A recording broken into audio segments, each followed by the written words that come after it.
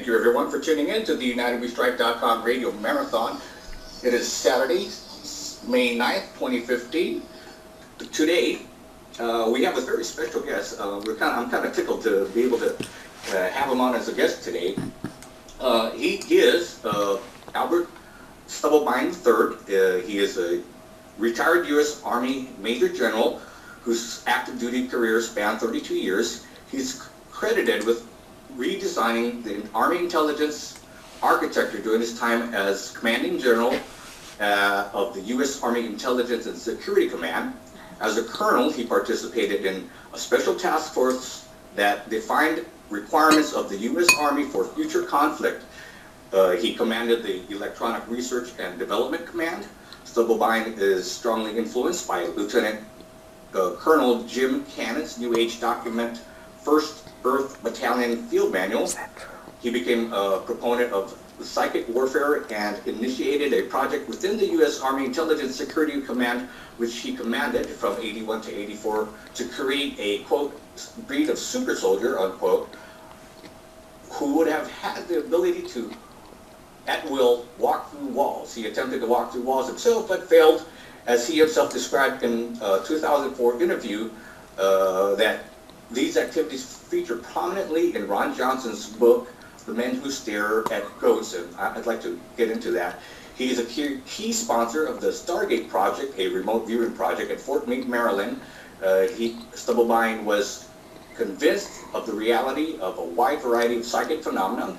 He is a founding member of the Natural Solutions Foundation and married to our good friend, Dr. Rima Lebo.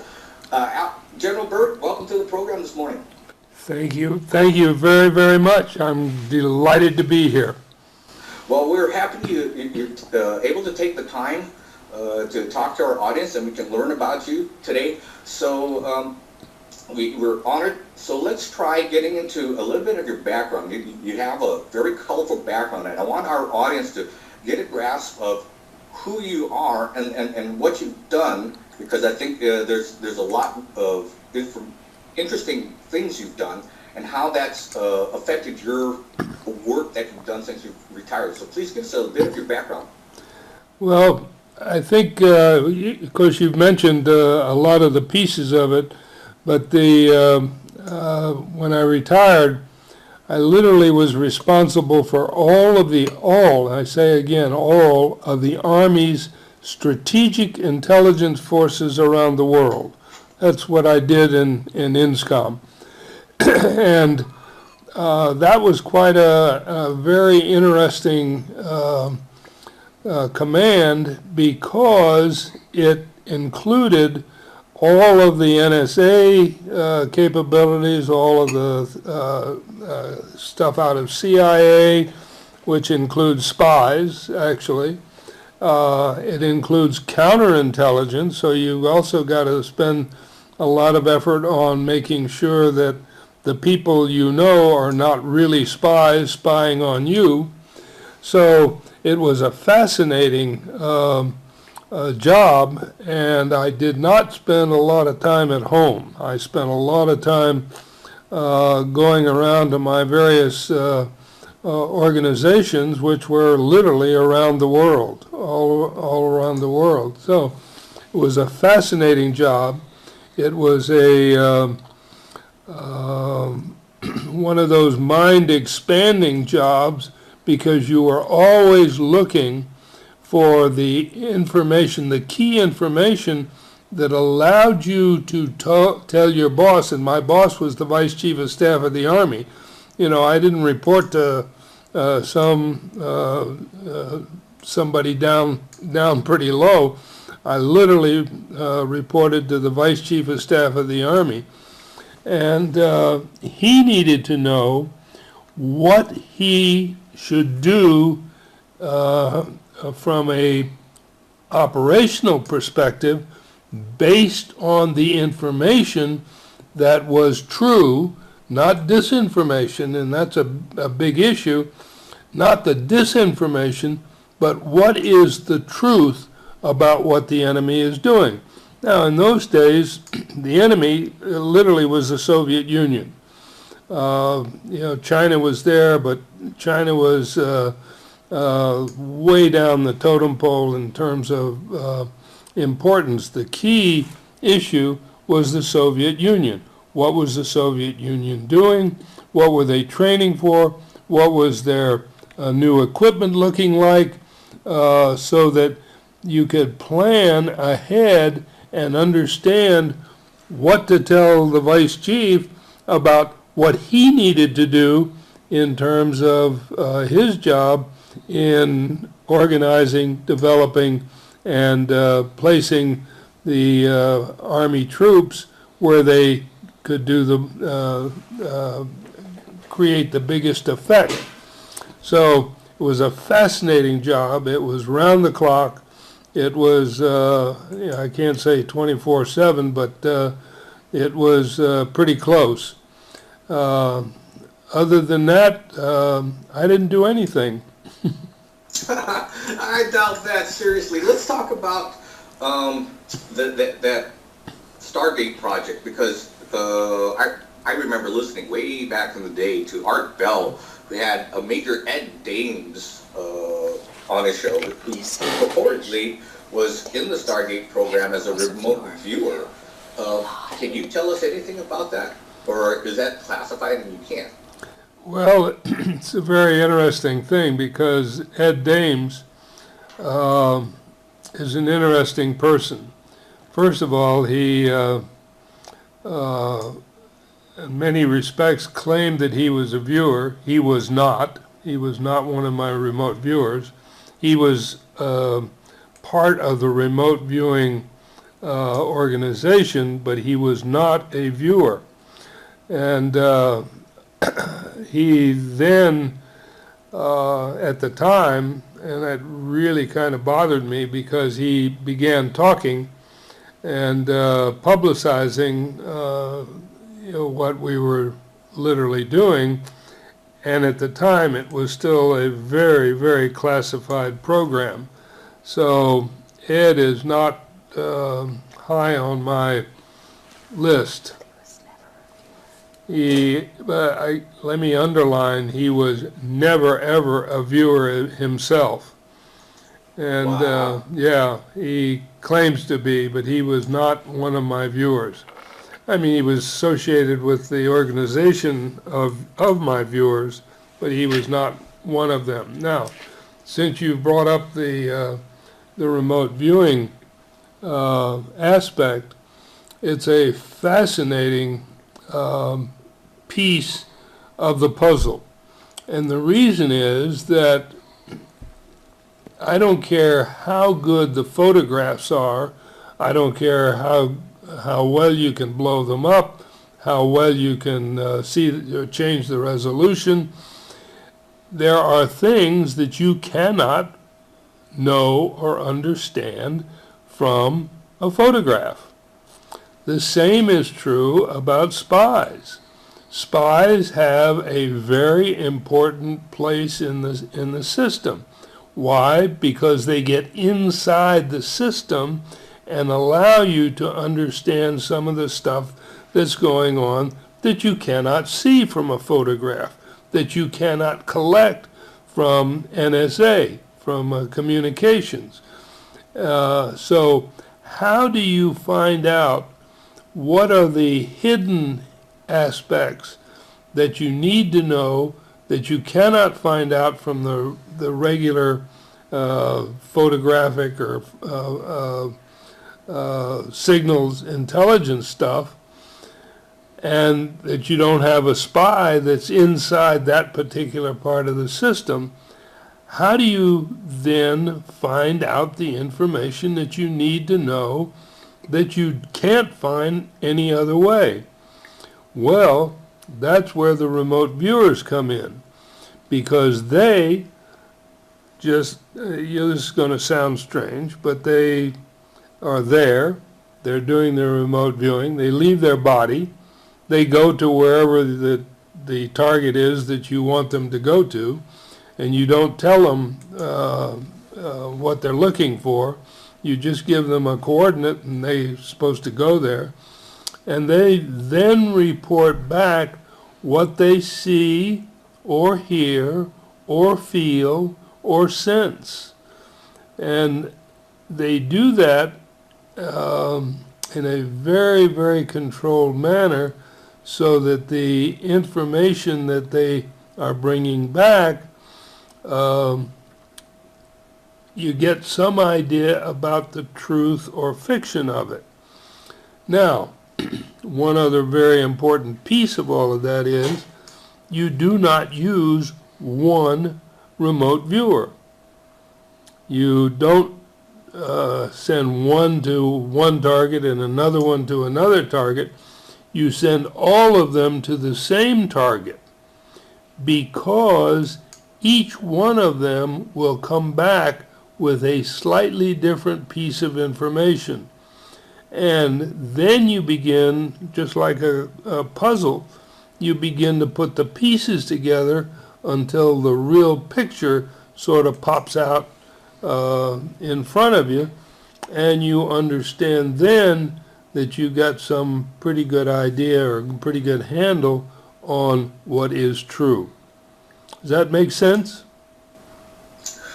Kind of like a double-blind test, right? Yeah, yeah. So how accurate were these remote viewers? Okay, they would sit down, you give them coordinates, and they kind of reach out from their location, not in a physical sense, but they kind of sense this location that you gave them. How accurate were they? How successful were they in providing intelligence? Well, let me add a few pieces to that, because each one of them was very, very carefully selected. Each one of them, I mean, you interviewed lots of people before you finally chose a certain individual. And let me underscore once again, you did not rely on a single viewer. You relied on each one of the viewers in your system to look at the same target and report what he or she was seeing, feeling, hearing, blah, blah, blah. Okay? So now you have a conglomerate. You don't have one person. You got a conglomerate looking at this same target and reporting the different pieces of the puzzle that they report back to you. Then you begin to put the puzzle together and until the picture pops out. Now, you ask, how successful? You're not going to believe this answer, but we could get results as high as 95%. Interesting. That's interesting. Yeah, I thought you'd kind of sort of swallow that one hard, because it's hard to believe that you can be that accurate. It is hard to believe for the casual observer who's only stuck on their Xbox and smartphone. Some statement like that, a concept like that, is very hard to swallow. But I personally, have kind of studied things of this nature for my entire life, so it is not necessarily surprising to me. Can you tell us? Well, let me ask you a question. Have you had a near-death experience? No, not personally. I've read a lot about the subject, but not personally. Why do you ask? Are you a good remote viewer? Not that I can say.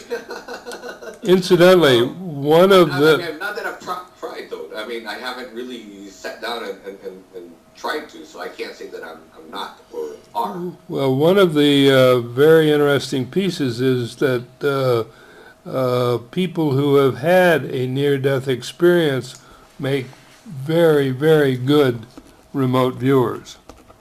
What do you think that is? Well, I think that they've gone out of their body, headed to wherever they were headed, and for some reason were brought back, and that experience has given them a different look, a different feel, a different sense of what really is there. And I guess once you've been out of your body, you expand your own capability to know and understand what's going on.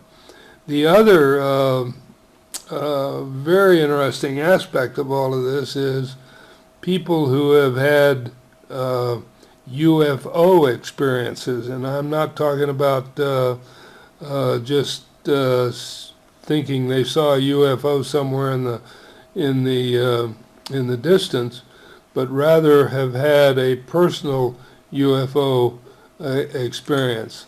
They also expand the outlook or the ability to, I guess, again, to leave the body, go somewhere, and then come back. And oh, by the way, it's a very, very interesting exercise that you and your listeners might want to do, and that is to just allow yourself to leave your body and go somewhere else. It's a very interesting experience. I looked into that. I tried that, and I kind of managed to achieve that one day, but the experience was so surprising to me, I immediately shot back into my body. You felt uncomfortable being out, so you decided, oops, I think I want to go back. Yeah, it's been many years ago, and you know, if I had time, I would experiment with that a lot more. But so these people with these experiences somehow have a raised sense of consciousness that can access more of what, the ether, universal mind? The answer is yes, and I guess the first time I tried to do that, it was very, very difficult. You really have to relax and let yourself go. Why? Because you're really tied to your job, to your family, to your kids, to your whatever. You're tied to being inside your body, and it's not easy to just say, okay, I'm going to let go and go somewhere. And I don't really care where I go. I just want to try it out and see what it feels like. And oh, by the way, it's a very interesting experience. I've done it. Describe that. What was it like? Like I say, it was very unique. This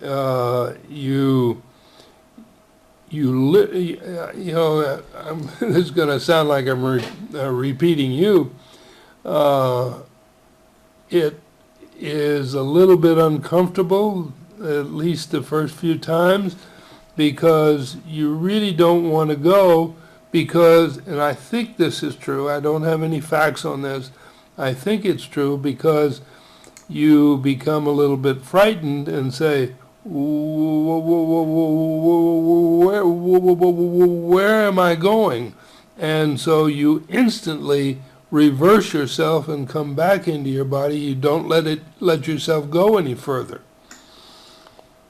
Incidentally, that was my experience the first few times that I tried. I would agree with you there. I mean, we are tied to our physical bodies, but as most folks realize, most folks realize that we have more to us than just our physical bodies. Our spiritual essence is probably more powerful than we understand. And so it's not surprising to me that these folks with had near-death experiences or UFO contact where they've had the mind-altering or body-altering situations would be good remote viewers. I'd like to remind everybody you're listening to the United We Strike Radio Marathon. It is Saturday, May 5th, 2015. This is the New World Order Report. I am your host, Matt Navarro. We're speaking today with General Bert Stubblebine III, and we're talking about his unique view of life based on his experiences. We were just talking about the Stargate program, which had these remote viewers. General, what other things about the Stargate program were you guys doing that might I mean, it's really unconventional that the Army would do this, but I don't see it as not unreasonable that they would try to seek other methods of gaining advantage over their enemies. What other things was the Stargate program involved in? Well, they obviously at that time in my career and that time in history, the enemy was the Soviet Union. So everything was focused on the Soviet Union. You needed to know what the new military equipment was being created. What was the new tank going to look like? What was the new artillery going to look like? What was, and you couldn't, incidentally, you can't see inside the roof of a factory where they're being built. You can't see them until they have been brought out and are either being tested or are being deployed. So how do you know what the enemy is doing early enough, and this is a very, very important piece, how do you know early enough so that you then can report that to the vice chief? The vice chief can then go to his R&D people and say, hey, here's what the Soviets are building. What the hell are you doing? What are you doing that will be able to counteract this thing? And remember, you don't build a tank or design a new tank in 5 days. You know, it takes a long, long time to do the design, to do the testing, to do the building, it just doesn't happen overnight. So knowing what's going on ahead of time is extremely important for people like the vice chief to what's the new research and development that we have to do that's going to counter that? What do I need to do as the vice chief to make sure that we are prepared, we the U.S. government or the U.S. Army is prepared for what's coming down the pike? So it was extremely important to be able to provide that kind of information early enough. Remember, intelligence, a lot of people don't understand this. Intelligence, in terms of the thing we're talking about, intelligence is before the fact. Once it is after the fact, it's history, and it changes dramatically. So you've got to be early enough in the intelligence so that you don't allow yourself be overcome by the history of what the Soviet or whoever, the Chinese, whoever, whatever they are doing. So it was exquisitely important to be able to find this information, get this information, and get it to the people who could use it early enough so that they could do the counteract. Does that make sense? That makes sense. Let's switch gears a little bit, because this is kind of related. In the intro, I read that section about how you were influenced by Colonel Jim Cannon and the New Age, New Age document, First Earth Battalion, and they made a movie called Men Who Stare at Goats. And it was kind of based on, they claim it was based on your work there. Can you explain all of that movie, how accurate that was, and what that program was? I can explain it in a very different way. My sense and my experience is that was a very, very good way of taking me down, to make me look foolish. Now, can you stare at goats? Yes. Can you walk through walls? Let me talk about that just very, very quickly. The solid part of any atom is the nucleus. Everything else is space. All of the electron area is space. So if you had a process that you could match all of your space with all of the nuclei and vice versa, then there is no reason why you can't walk through anything. Now, I thought that I was good enough to try that, so I did, and I very carefully bumped my nose on the wall. I did not get through. I did not manage to do the mathematics or the pattern recognition that was required to do it. However, I will still continue to believe that there is no reason that once you get the technology that allows you to match your space with their solid and vice versa, that there isn't anybody that can't walk through a wall. That technology absolutely does not exist today. Well, they had that Philadelphia experiment, and I don't know how true that was. You know, it's all kind of like folklore at this point, but how they, you know, generated this electronic field that where they reappeared, folks who were the Navy personnel were like stuck in the bulkheads and in parts of the ship kind of merged with the ship. So if that is true, then perhaps, you know, the technology is available. We just haven't mastered it. If you listen to or you studied, you know, the UFO phenomenon, you know, you'll come across stories of how people say when they're abducted, transported through their walls, and so, you know, if that's true, then the aliens have this technology. But so talk about the staring of ghosts, because I'm not sure how many people understand that. When they made the movie, The Men Who Stare at Ghosts, what was the significance of that? Well, let me, first of all, you're absolutely correct, because we know an individual who was brought back to the United States essentially to reverse the Philadelphia experiment problem, and he was successful. So that can be done. Now, can I do that? No. But are there people that can do it? I believe the answer is I know at least one person who can. Now, what was the other piece that you wanted to know? About the goats, the Man Who Stare at Goats. What's the significance there?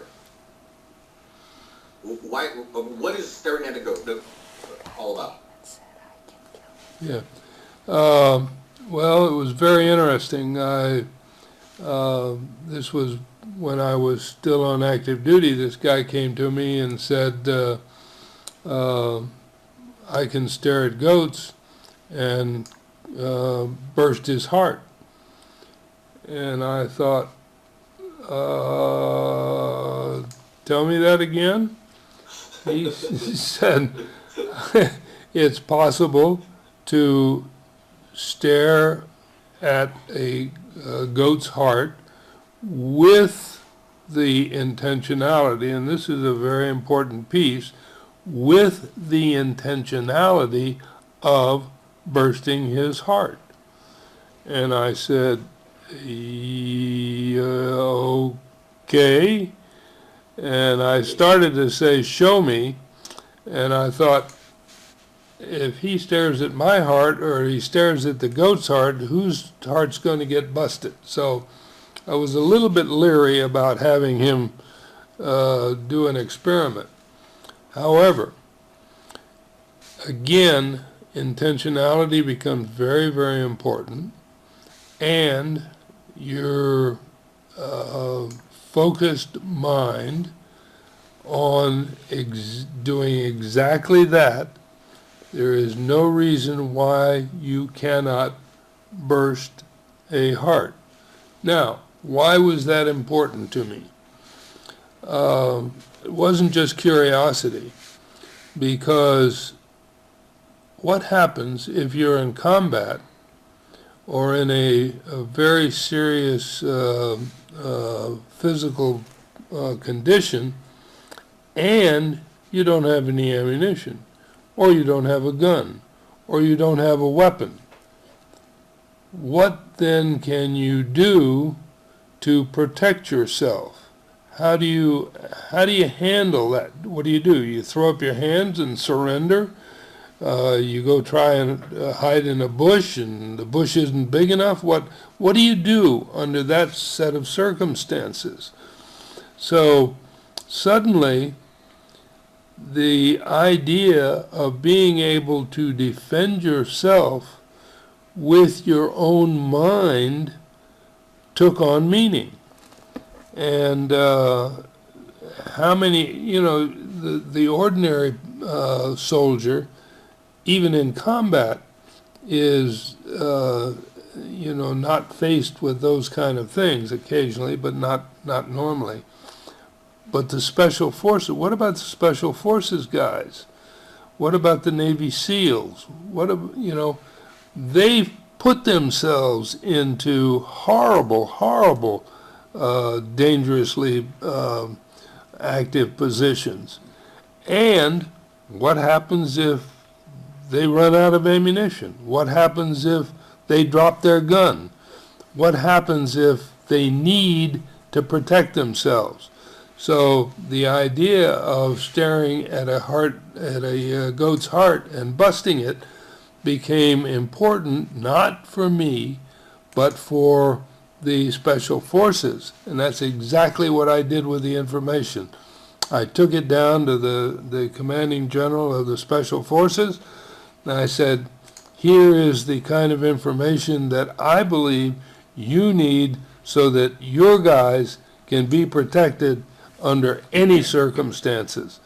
And I turned around and walked away. So other than the knowledge that it can that you can do it, and that it has a place in the military when you are under very, very serious conditions where you need to be able to use something other than a gun, it's not bad to have. What happened after that, I do not know. I wouldn't be surprised if they have not pursued that still, or trying to achieve that, or train on that. Because you're right, it would be a powerful weapon to have if you were captured, and like you say, in these scenarios where you're unarmed. That's right. Yep, I mean that's brilliant. So it can be done, huh? Oh yeah. I'm an absolute believer that you can do it. And it wasn't part of my command. It wasn't part of my responsibility. So I turned it over to the people who that responsibility really belonged to. And what they did with it, I have no idea. You've got so much in your background I'd like to learn about, like your time with the Army Intelligence.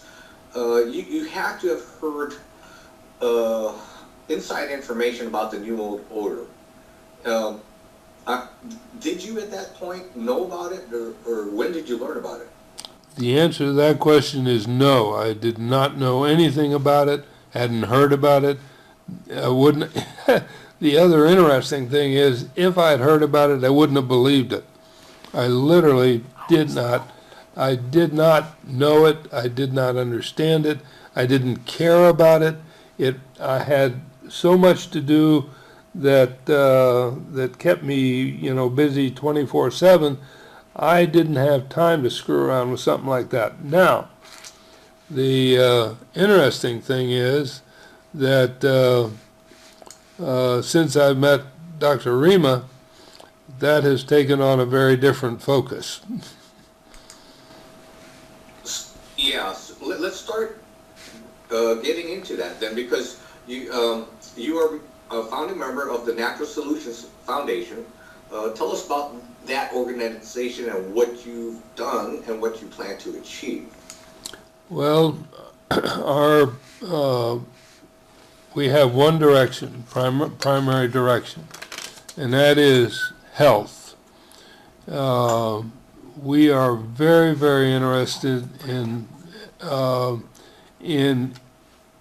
person's health, but more importantly, we insist that you as an individual are the commander of what happens to your body.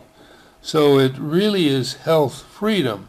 What goes into your body ought to be your choice, not some government's.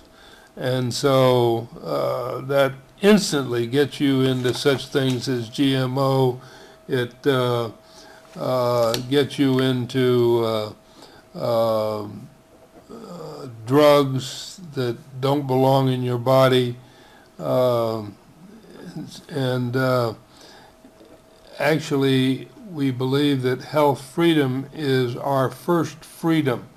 And if you want to be healthy, you have got to pay attention to what you do with your body and what you do not do with your body. Our genome is being weaponized against our survival, and just very, very quickly, what are in all of the vaccines that are going into your body? Do they belong there? Do the components that are in the vaccines belong in your body, or are they put there to do something else? And again, that brings up some very, very interesting questions about what is the real purpose of the vaccine program.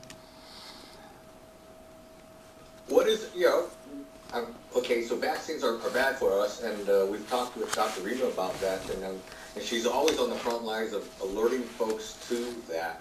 But what is your mission, though, with the foundation? Tell us some of the wins you had. Some of the what? The wins you've had. You like Codex Alimentarius. I know you've been to those before.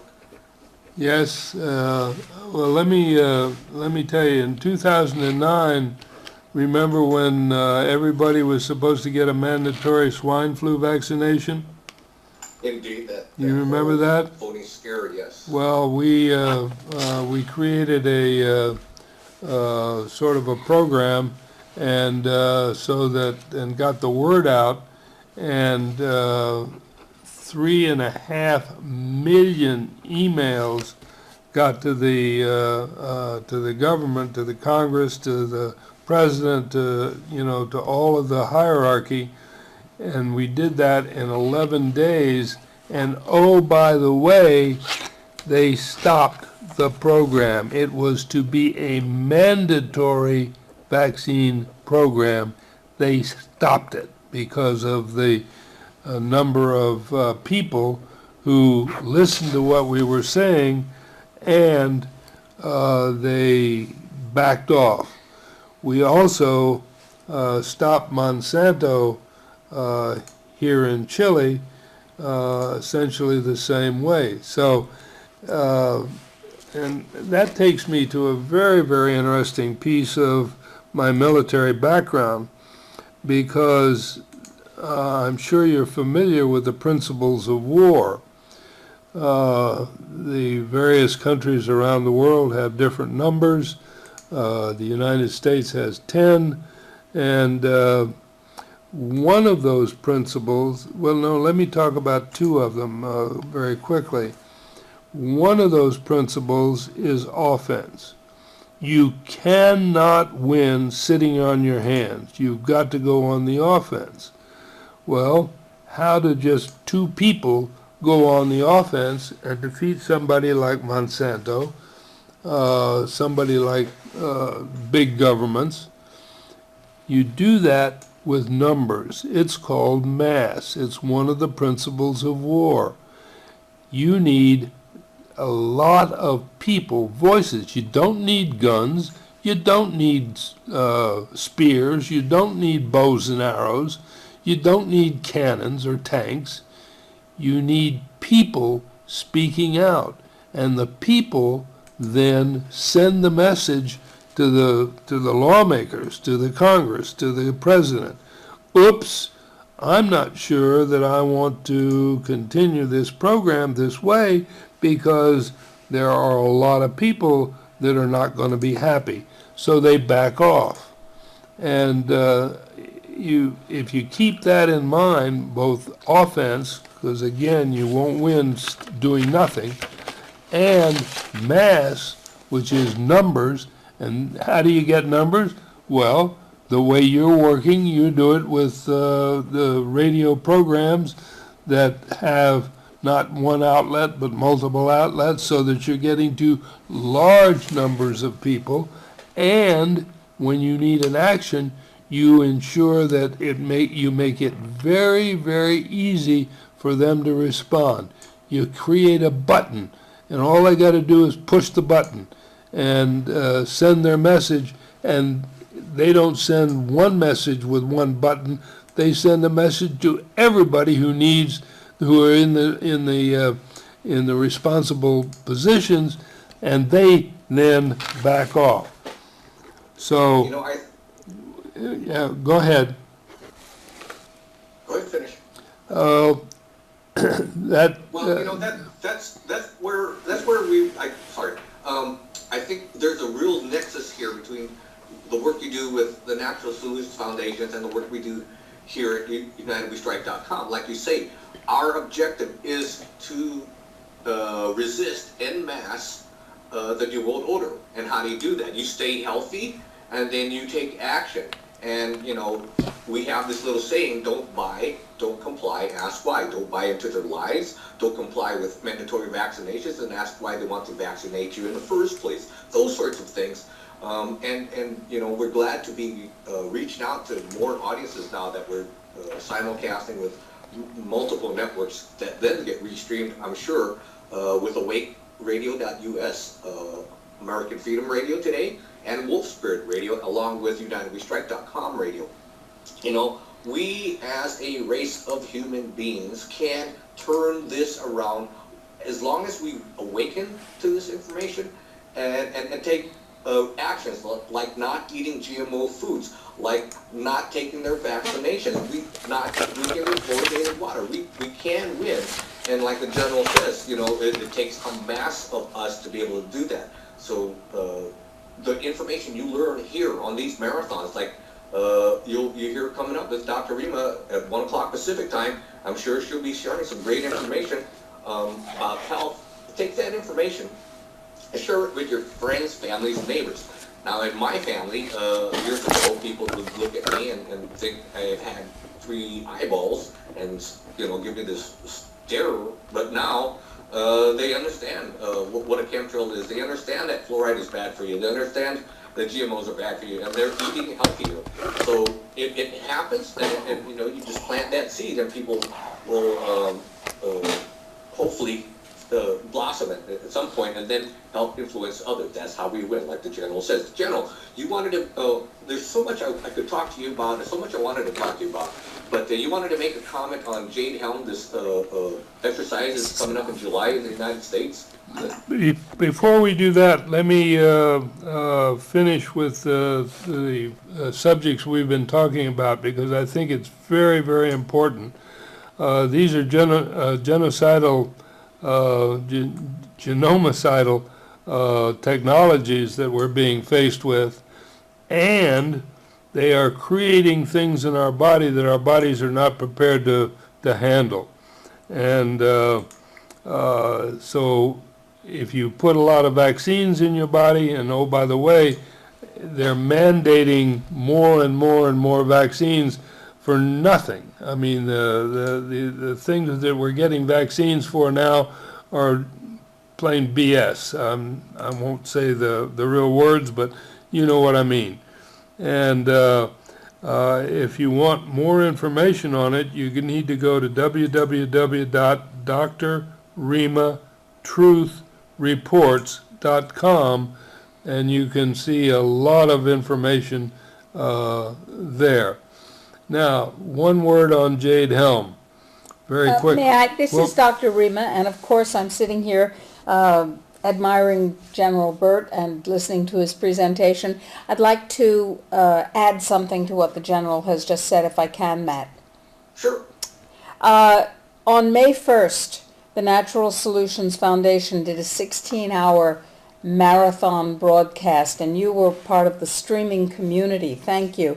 The information in that 16-hour broadcast with experts from around the world talking about vaccine truth, which means vaccine dangers, is available free, plus a great deal of bonus material for anybody who is on our mailing list. So if you go to drimatruthreports.com, that's D-R-R-I-M-A, truthreports.com, and you enter your email address, we will send you the email book, the resource book with extraordinary information, absolutely free, and you'll also get our newsletter. This is so important.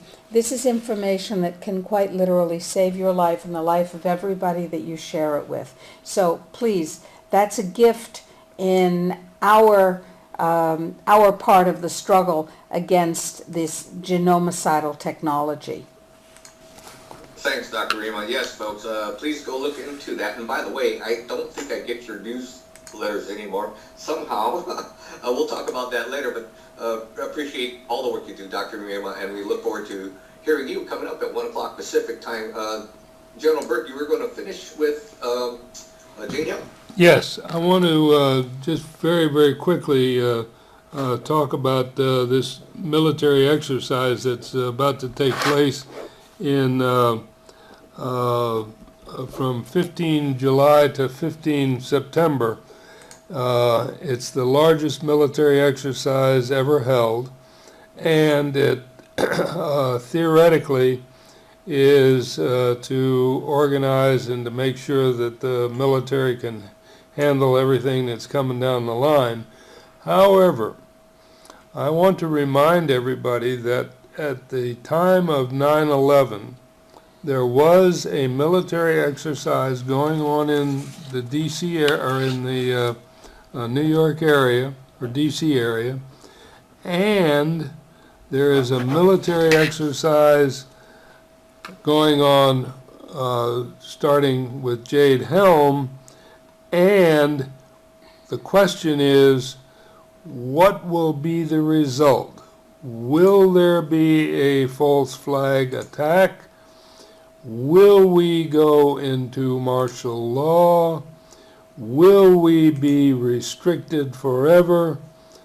There are a lot of questions about Jade Helm that are very, very interesting and have sort of strange answers. One of the things that's going to happen theoretically in Jade Helm as practice is the arrest of any dissident. My question to you is, what is a dissident? Is it a terrorist? Is it somebody who speaks out? Is it somebody who tells the truth? Is it somebody who's trying to wake up the folks in America?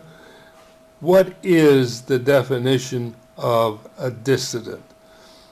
I don't believe it's defined. And it's very worrisome to me to see Jade Helm 15 starting when I experienced the things of 9/11 and understand that the finger was pointed in the wrong direction because the culprit was the United States. I would agree with you wholeheartedly on that. I would agree with your concerns on Jane Hill 15. I, too, am concerned about it. We'll be watching it closely, but, you know, at least now the public is awake, that they understand what a false flag terror operation is and how to recognize that. If you go to listen to my show I did with last week with Ole Damagard, he identifies how to recognize a false flag terror event, and so your words are well appreciated. It's just everybody got to have their heads up. Exactly. Well, you know, I wish we had more time to talk to you because you've got such an interesting background and such an interesting perspective on the world. I mean, you sit in a very unique chair, being who you are. So I appreciate you taking the time with us today, General. Thank you very, very much. I've really appreciated presenting this. Thank you. Well, thank you.